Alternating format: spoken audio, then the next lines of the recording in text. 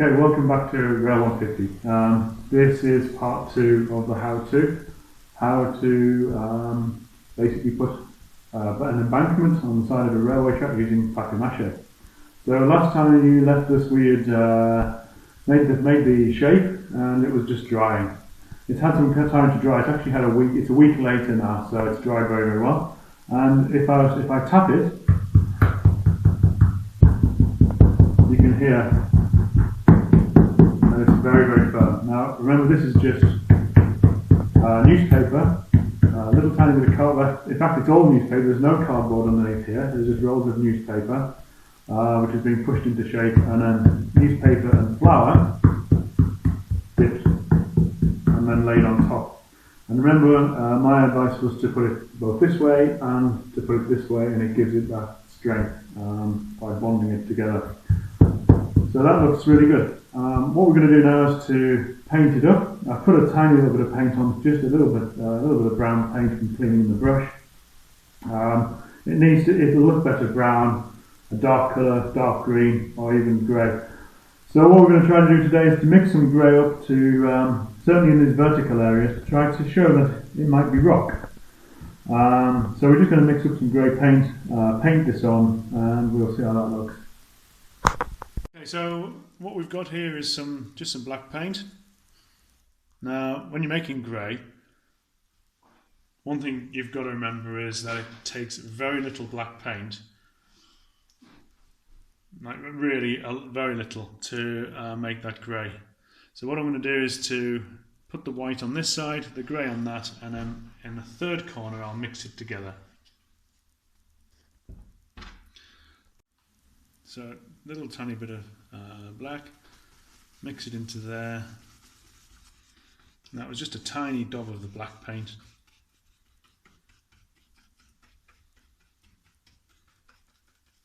And that gives me the grey I'm kind of after here. And it's a little bit darker there, a little bit lighter here as I spread it out.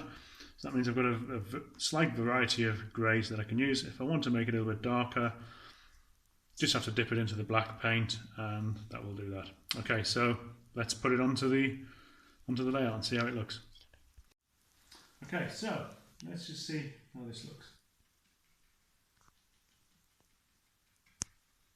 So just pushing the grey paint into this vertical area here, and as it gets to the top I'll put some brown in and then we'll finish it off with scattered grass. Obviously after that you need to put some scatter down to try to replicate bushes, but bushes don't really tend to grow on vertical, on free faces like this, like rock faces, so we're quite able to use that grey paint for this.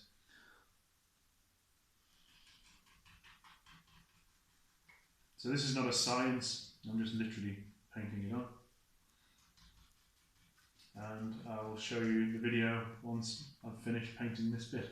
So now in a takeaway tub, I've just got a little bit of brown paint, a little bit of green paint, and we're going to put this on the top and see how it looks. I don't know whether might need to be darkened down a bit, but I'm going to put it on. If I'm not happy with it, then I'll mix it up a little bit more.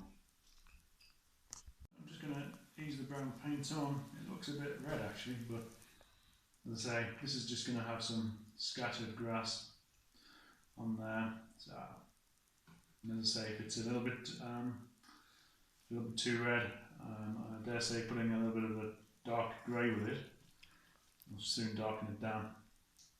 You've sometimes got to be careful using black paint though, because often black will work a little bit like blue. It has tones of blue in the black paint, so often when you mix it with some colours, certainly yellow, it has a tendency to go green. I don't know what the effect will be on brown. I'm no artist, but I just know from experience that often you can actually treat tiny amounts of black paint a little bit like you would blue paint. But that's not too bad. It is quite brown, but paint colour tends to change, especially these cheap acrylic paints, what we're using here. The colour of the paint tends to change when they dry. The tone of the paint may change. Okay, so I'm going to just continue working this paint in, and then you can take a look in a moment. Okay, so what I've done is painted the brown paint on. I've tried to match it. I've blended into the grey. I don't want a line. Obviously, in nature, you know, there's nothing uniform. Very rarely is nature uniform. So you need to make it look quite abstract and random. What I'm doing now is stippling again. I call it stippling. I hope I'm using the right term. But I've got a dry paintbrush, and I'm just stippling some green in there to break up any solid colours. We don't want just a load of solid colour. So I'm just putting a little bit of green straight out of the tube onto the paintbrush, and I'm just literally dabbing it on. Very, very random, just to give a tone of green in there. It's not representing grass. It's just literally going to show like undergrowth. Once the static grass has gone on, this will again, because the static grass doesn't go on completely solid, there's areas of the ground showing through. It should combine with the green to make quite a realistic effect. If I'm honest, it's not the tone of green I absolutely desire, but I'm going the other, and necessity is the mother of invention, so you can tone it down with a little bit of a darker colour, just like I've used some of the grey from the cliff, and just put it on there. And it should be starting to look reasonably realistic. Or as realistic as what I'm trying to achieve on this particular model of railway. In future, if I want to change it, make it look better, it'll be another project. But at the moment, we want to try to get this reasonably well along the way. Alright, so I'm just going to finish this off, and then I'm going to try to show it with some of the static grass going on. Without the static grass applicator, I'm just going to sprinkle some 2mm flock on top. Alright, so what I've got here is some PVA glue. I'm just putting it on in areas.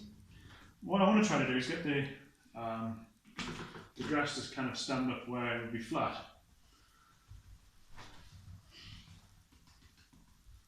So I'm not painting the whole of the area in glue, just some which I want to, where I want the glue to the grass to stick.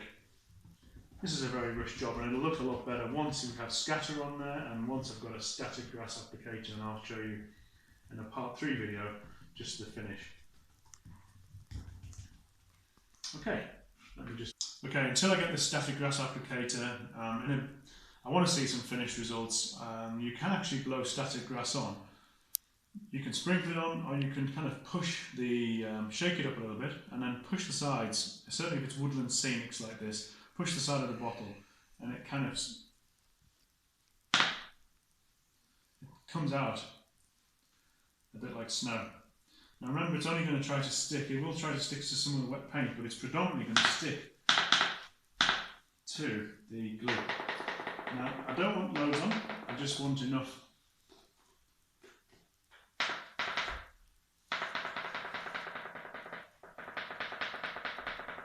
I just want enough to give it an idea that there's some areas of vegetation there. Now, as I say, on the flatter ground, you're going to have more grass. That's just the way nature is.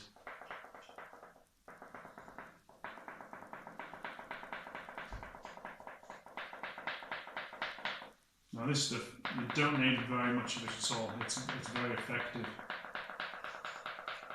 But I still think it looks better than buying grass mat. Okay, so another slow shower of static grass. Try to put a little bit heavier in certain places, lighter in others.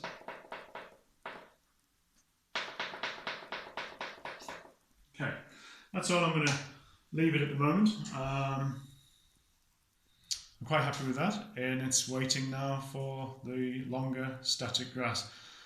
I'll wait until the rock face dries, and then I will, when it's dried, I'm going to go over it again with maybe a few different types of grey, just to try to pick out certain tones, certain areas. Okay, we'll give you a close-up in a moment.